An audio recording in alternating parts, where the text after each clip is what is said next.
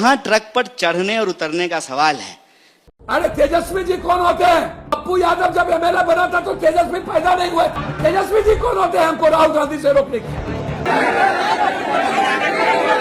कन्हैया कुमार बिहार के चमकते सितारे और एक बड़े नेता के रूप में उभर रहे हैं और उनकी जलजला, उनकी एक वाक्य काफी फेमस होता है और हमको करने भी यही आता है। अच्छा देखिए, मैं आ रहा हूं। जब वह आंदोलन के दौरान कई सारे मोर्चे में अपनी छात्र युवाओं के साथ एक संगठन बना करके विद्रोह करते हैं और वह कहीं ना कहीं बीजेपी की तरफ से वह ज़्यादा कह सकते हैं उनको ज़्यादा घेरते हैं और बीजेपी को कहीं ना कहीं पूरी तरह से उखाड़ फेंकने की ऐसे ऐसे वादे करते हैं, ऐसे ऐसे बात करते हैं और तमाम चंद उनके मुद्दे इतने वायरल होते हैं, इतने ज़्यादा पॉपुलैरिटी उनकी मिलती है कि उनके फॉन फॉलोइंग्स कह सकते हैं लाखों में है। यानी उनके चाहने वाले सब के सब युवा हैं, उनको पसंद करते हैं। एक बिहार के बेगूसराय से उठ करके आया लड़का धीरे धीरे जेएनयू में गया, वहाँ पढ़ाई के दौरान जेएनयू के अध्यक्ष बने, यानी छात्र संघ चुनाव हुआ था, उसमें जीत हासिल की।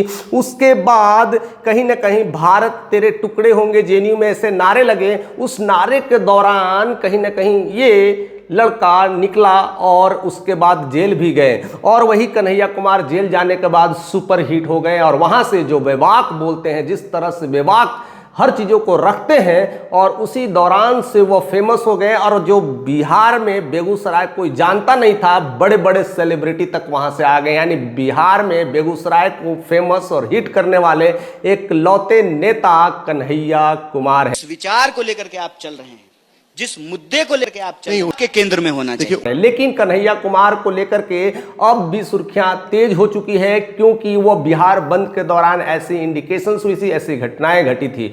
और वो घटना थी कि जब वो ट्रक पे चढ़ रहे थे, ट्रक एक कारवां है जिस पे राहुल गांधी और तेजस्वी यादव चढ़े हुए थे और उसी पर वो भी जाना चाहते हैं, बट कहीं ना कहीं जो सिक्योरिटी था, सिक्योरिटी ने उन्हें हटा दिया, उन्हें मना कर दिया।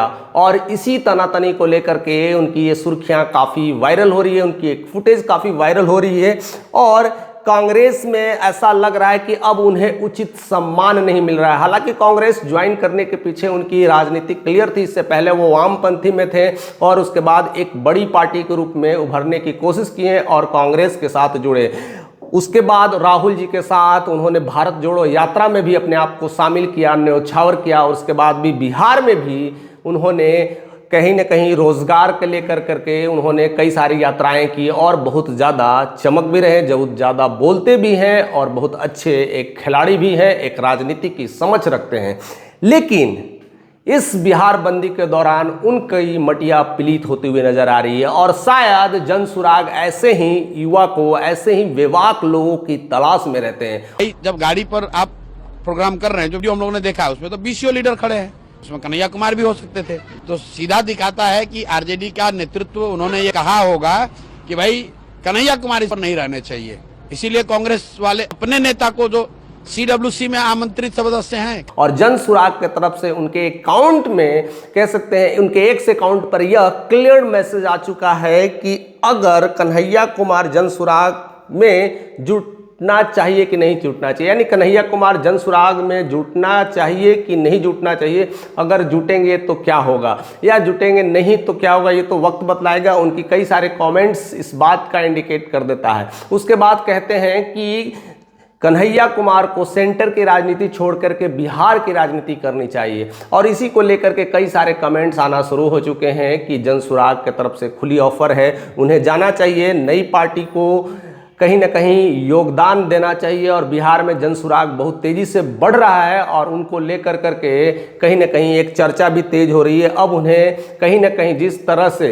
पंजा पकड़ते थे, यानी हाथ पकड़ते थे, अब उन्हें बस्ता पकड़ना चाहिए और बस्ता पकड़ करके जनसुराग का साथ देना चाहिए।